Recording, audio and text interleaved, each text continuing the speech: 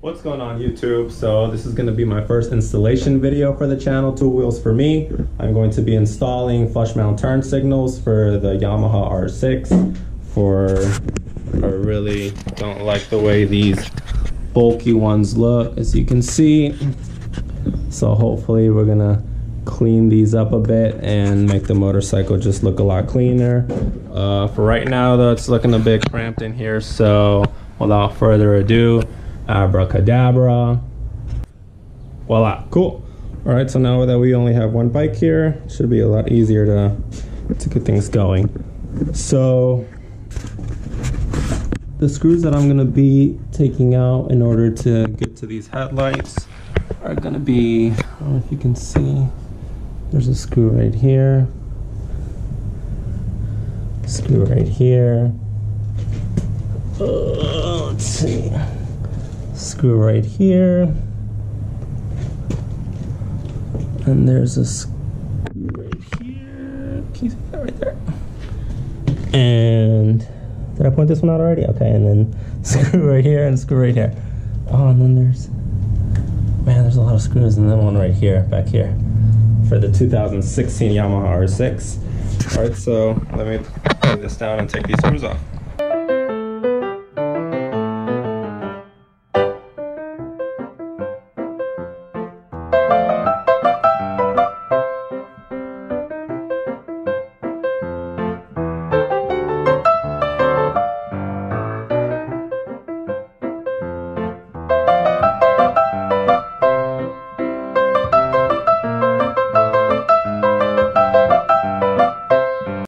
Alright guys, so this actually has been somewhat difficult. Let me tell you guys what actually I had to remove in order to get to the flush mount, to the turn signal. Alright, so I removed this one. I removed the push pin that was right here, which got the black thing off. I removed this little screw up here just to give me some wiggle room, and then I was able to get to the light. This right here, essentially, I'll show you guys afterwards. So there's the connector. I'm about to disconnect that. There was a screw right here which I wasn't able to get to because it's like there's a push pin from the inside, and I don't know. So I guess I'm just gonna leave that like there. Did I have to remove these? No, I didn't. I didn't anyway, but I did anyway, but it doesn't seem like you really have to.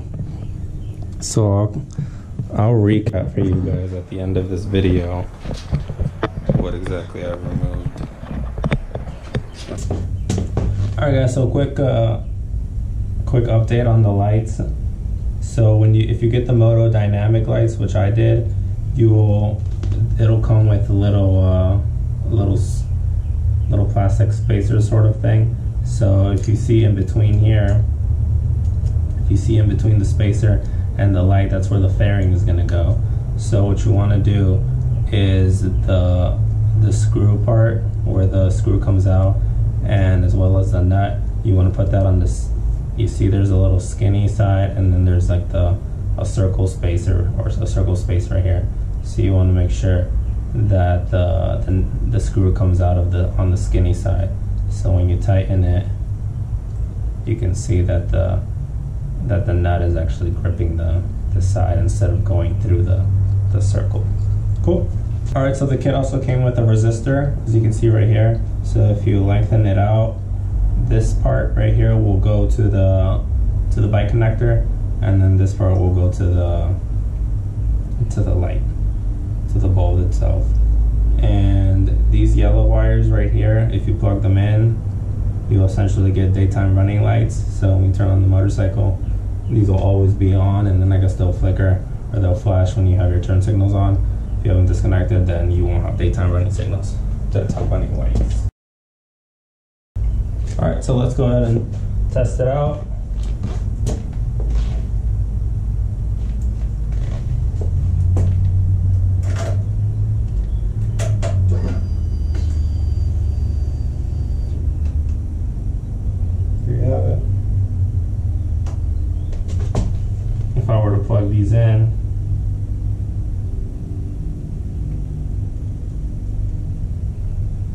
daytime running, turn what?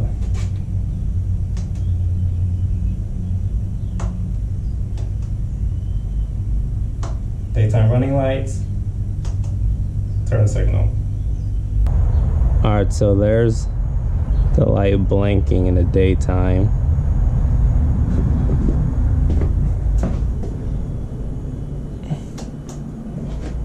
And here's the other one. So I mean, the original is definitely a lot more visible. So I guess it's sacrificing some safety for looks, which I'm not too keen of, but I'm gonna keep the originals just in case I ever feel that I should essentially revert back. Alright guys, so let me go ahead and do the other one, and I'll see you guys in a little bit. Alright guys, installation complete. It took maybe around 40 minutes to an hour. So here is the final product. You got the right side, and you got the left side. Now you want to watch them. Let's get the blinkers.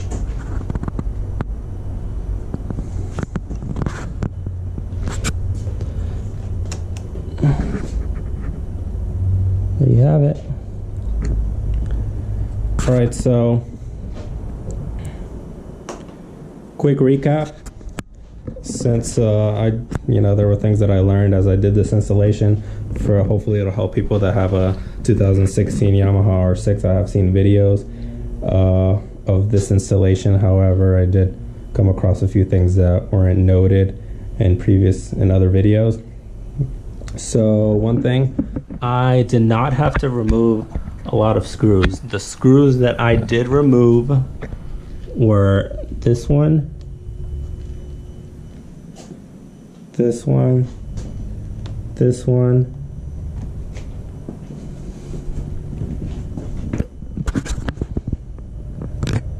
these two, this one down here,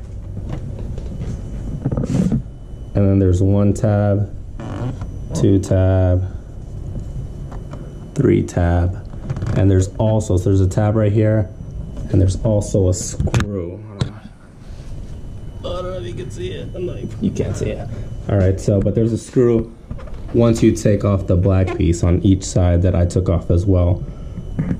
Oh, and then there's inside here, once you take this black thing off, there's another screw right there that you need to take off as well. So then you'll essentially be able to pull it a bit and then kind of, wiggle your fingers in there and get the wires connected.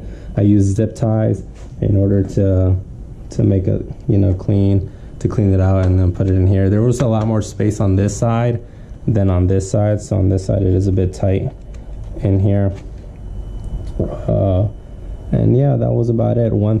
The tools that I used were, I highly recommend one of these suckers. It definitely helped a lot. And when it came to taking off the little tabs, I used where did I use this? Okay, I guess I just used this to cut the zip ties. Not that I really needed to make any actual splicing or connecting of the wires. And I used one of these little, so this is just a Phillips head, and then I use this thing to get under right here, because these are screws, which so basically it's a lot smaller. And then these screws are a little interesting. So once you loosen it a little bit, then you're able to, with the yellow tool, just pry it out. You're able to just pry it out just like with the tabs. And then they're interesting because then they don't really tighten too much. They go in, but I don't know. So there you have it, guys. Thanks a lot, guys, for watching the video. Stay tuned for more videos to come. Thanks. Bye.